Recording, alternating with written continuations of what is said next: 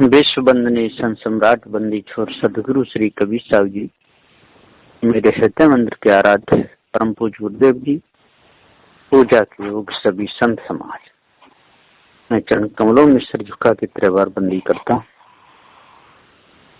बोलिए श्री सदगुरुदेव जय। बंदी छोर सदगुरु श्री कबीर साहब जी परम विवेकी, सत्यबोधदाता, धर्म को मिटाने वाले महापुरुष हुए। सदगुरुदेव के हृदय में बड़ी दया थी सबके प्रति। चींटी से लगा करके हाथी तक किसी को भी दुख देना उन्होंने पाप माना और होता भी है। और इस ब्रह्म परमात्मा देवी देवता ये सारा भ्रम भूल कल्पना का गढ़ है। इसमें बेचारे नर नारी भूले हुए, ब्राह्मण क्षत्रिय वैश्य कहलाने वाले, शूद्र कहलाने वाले, ये सब के सब इसमें अंधे हो रहे। शेख सैयद मुगल पठान कहलाने वाले वो भी बेचारे बड़े वीरान हैरान हो रहे। सदगुरुदेव ने सबको समझाते हुए कहा, भैया भूल में मत फंसो। भूल में फंस गए तो दिनों रात आप लोगों के द्वारा पाप कर्म ही होते रहेंगे। पाप कर्मों से आप कभी जीवन में बच नहीं पाओगे, भूले ही रहोगे, कर्म बंधन को समझ ही नहीं पाओगे। ये कर्म बंधन क्या है? कर्म बंधन को ही आप धर्म समझते रहोगे। ईंट डेल पत्थरों की पूजा को ही आप धर्म समझते रहोगे। पर्वत पहाड़ पर चढ़ना उतरना आप धर्म मान लोगे। और हिंसा के जो कर्म है इसको भी आप धर्म मान बैठोगे। मछलियों को मारना, बकराओं को मारना, इसको आप धर्म मान लिए, खून खराबा किए, तो कितना बड़ा आपका नुकसान होगा। ये बहुत भारी नुकसान है। इसलिए भाइयों ज्ञानियों, आज कितना सुंदर समय मिला है। ऐसे सुंदर समय को यदि आप धोखे में निकाल दिए तो समझ लो घाटा ही घाटा है, लाभ नहीं होगा। कोई भी व्यापारी हो, व्यापार करे और समय से अपने माल को मंडी में न ले जाए तो उसको घाटा खाना पड़ेगा और हाथ मलमल करके रोना पड़ेगा। माथा पटक पटक करके धरती में रोना ही पड़ेगा। किसान है, यदि खेत में समय से फसल ना बोए तो उसको समय से फसल मिलेगी ही नहीं। इसी प्रकार से सदगुरुदेव जी पुकार के कहते हैं कि मनुष्य जन्म में आकर के और यदि हम ठीक खोज करके कल्पना को नहीं त्याग पाए, विषय वासना को नहीं त्याग पाए, तो समझ लो कि हमारा जीवन बेकार चला गया। हम ज्ञानी ध्यानी तो बन जाते हैं, 4 वेद 6 7 18 प्राणों के ज्ञाता भी बन जाते हैं। ऊंचे ऊंचे मंचों पर बैठ करके खूब भाषण देते, कोई कसर नहीं छोड़ते और ऐसी की गाथा ऐसी की नीला गाते हैं कि जो दुनिया में है ही नहीं, है ना। और झूठी बातों पर विश्वास करके उसी में लगे लिपटे रहते हैं। तो आज कितना सुंदर समय मिला है। पार की सदगुरुदेव मिले, पार की सदगुरुदेव की शरण में लग करके हम जड़ाध्यास को मिटाएं। और जब तक जड़ाध्यास हमारे अंदर से नहीं मिटेगा और विषय वासना हमारे अंदर से जब तक नहीं मिटेगी, तब तक हम खारी खाएंगे और खाण के गुण गाएंगे। तब तक हम इस संसार रूपी जंगल में पशुओं के समान जीवन बिताते रहेंगे और कहते भी रहेंगे कि हम मनुष्य हैं। मानवता हमारे अंदर नहीं आएगी। राग द्वेष में, छल कपट में ही और समय निकल जाएगा, पता ही नहीं चलेगा कि कब समय निकल गया। जैसे खा पी करके सो जाते हैं और घोर नींद आ जाती है सुस्ती, उसमें मालूम ही नहीं पता कि दिन कब चला गया। घड़ी देख करके सोते हैं कि 11 बजे बज रहे हैं, जब नींद खुलती है तो 4 बज जाते हैं। इसी प्रकार से सदगुरुदेव जी कहते हैं कि हम इस जवानी को देखते रहते हैं, अभी तो हम बच्चे हैं। कहते नहीं, अभी तो जवानी है। फिर उसके बाद नहीं, अभी जल्दी बुढ़ापा आने वाला नहीं। और देखते देखते देखते देखते 4 अपन बीत जाते हैं, जर्जर अवस्था आ जाती है। आंखों से दिखता नहीं, कानों से सुनते नहीं, बड़ी परेशानी आ जाती है। उठा बैठा भी नहीं जाता है, शरीर रोगग्रस्त हो जाता है। बहुत भारी विशाल परेशानियों का सामना करना पड़ता है। सदगुरुदेव जी पुकार के समझाते हुए कहते, हे भाई ज्ञानी विद्वान, 4 वेद 6 7 18 प्राणों के ज्ञाता हो, यदि आप लोगों को कल्याण करना है और भाव बंधनों से छूटना है, जड़ाध्यास यदि मिटाना है, तो जड़ चेतन के भेद को अच्छे प्रकार से जान लो। और जब तक आप अच्छे प्रकार से जड़ चेतन के भेद को नहीं जानोगे, तब जड़ को ही आप चेतन मानते रहोगे, व्यापकता मानते रहोगे, इस ब्रह्म परमात्मा के गुण गाते रहोगे, ईंट बेल पत्थरी पत्थरों की पूजा करते रहोगे, जल की जाकर के नदियों की आरती तक उतार लोगे। आपको पता ही नहीं चलेगा कि मैं सही काम कर रहा हूँ कि गलत काम कर रहा हूँ, मैं सही मार्ग पर चल रहा हूँ कि गलत मार्ग पर चल रहा हूँ। आप तो धर्म समझ करके जो भी मायावी गुरबा लोगों ने ग्रंथों में लिख रखा है और जो भी पहले के पूर्वजों ने उपदेश दे रखा है, उसी को सत्य मान करके और भूले रहेंगे। और भूल मिटेगी जब वर्तमान में आपको जड़ चेतन का ज्ञान हो जाएगा। और बिना पार की सदगुरुदेव के कौन कराएगा। सदगुरुदेव ने वंदना पद रूप, आशीर्वाद पद रूप, वस्तु निर्देश रूप, ये 3 प्रकार से वंदना की जाती है। लेकिन सदगुरुदेव ने किसी की वंदना नहीं की। क्यों नहीं की? वंदनी कोई था ही नहीं, सबके सब जड़ाध्यास में विषय वासना भूले थे। और आशीर्वाद भी नहीं दिया, क्योंकि आशीर्वाद लगता नहीं।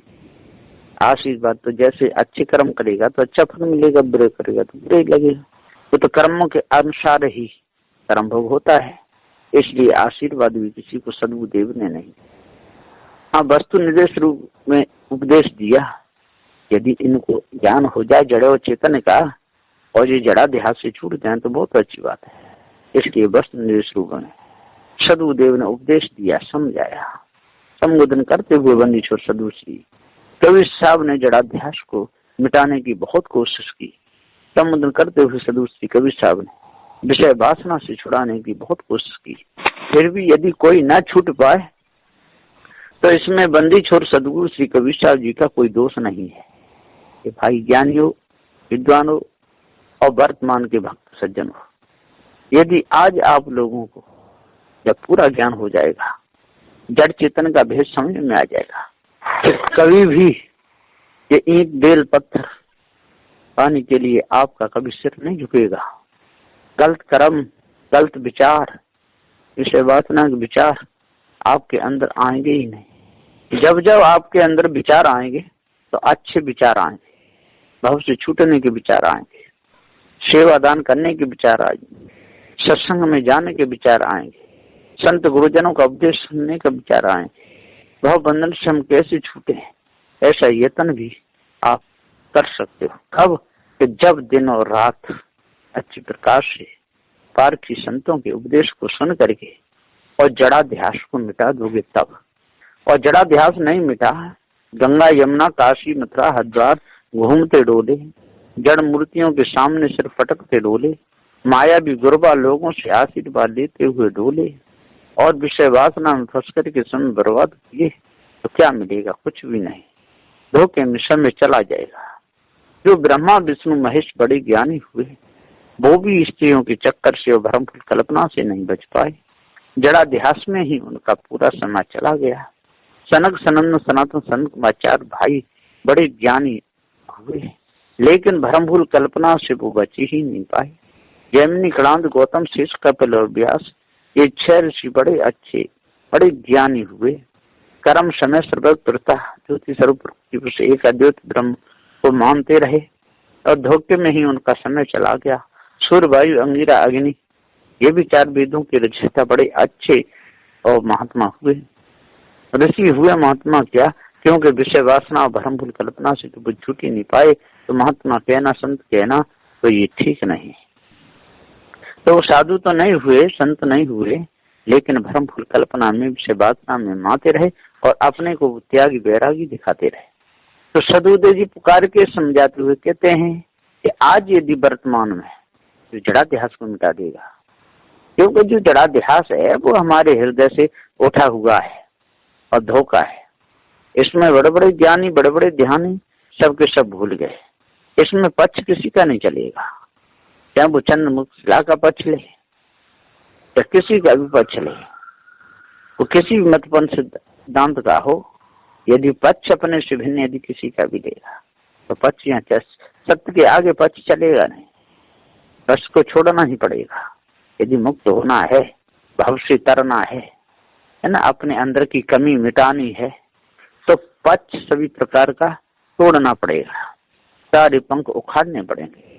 जिन पंखों को उड़ा करके हम लगा करके संसार में उड़ रहे हैं और विषय वासना भ्रम भूल कल्पना में लपटे हुए हैं, वो जड़ाध्यास के जो पंख हैं, जो विषय वासना के जो पंख हैं, वो सारे उखाड़ करके फेंकने पड़ेंगे और पार की सदगुरुदेव की शरण में लग करके जड़ चेतन के भेद को और पूरा जानना होगा।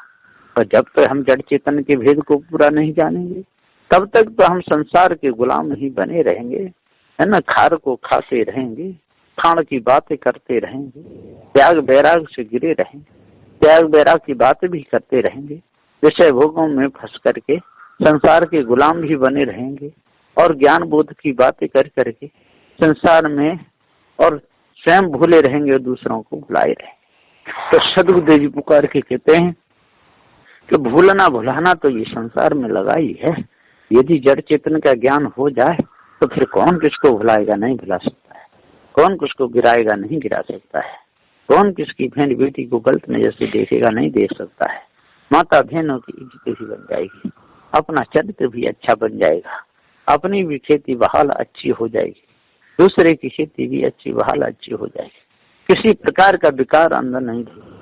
यदि विकारों में हमारा समय गया, यदि जड़ाध्यास में हमारा समय गया और जड़ चेतन का हमको पूरा ज्ञान नहीं हो पाया, 4 वेद और 7 18 प्राणों को भी पढ़ते रहे, संसार के गुलाम बने रहे और सत्य को नहीं जान पाए, तो क्या हुआ? कुछ भी नहीं हुआ है। अब पछता है क्या हुआ? जब चिड़िया चुग गई खेत, है ना, खेत तो अच्छा बो दिया, बीज भी अच्छा डाल दिया, है ना, और कुल्ले निकलने लगे, पक्षी गिरने लगे, किसान रखाने गया ही नहीं, तो उसको खाक मिलेगा क्या? फिर कुछ भी नहीं, उसका खेत वैसे का वैसे ही रह जाएगा। और जो बीज डालने के बाद में जो खेत को रखा लेंगे वो फसल काट के लाएंगे, और जो रखाने नहीं गया वो खेत की मेड़ पर बैठ करके और रोएगा, चिल्लाएगा, हाय हाय अब क्या करूं, अरे मेरा खेत मारा गया, मेरे खेत में कुछ नहीं करा। अरे भाई मारा नहीं गया, बीज तो डाला, समय पर तू रखवाली करने नहीं आएगा। चिड़िया सारे खेतों को चुन गई। इसी प्रकार से मन जन्म में तो तू आ गया, लेकिन अपने मन को सही नहीं कर पाया, इंद्रियों को बस में नहीं कर पाया और विषय वासना भ्रम कल्पना में फंसा रहा।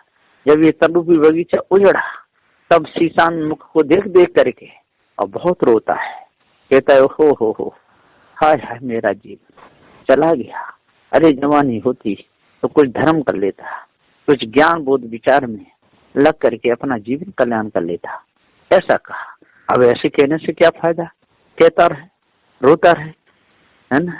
दांत भय तो चना नहीं और चना भय तो दांत नहीं।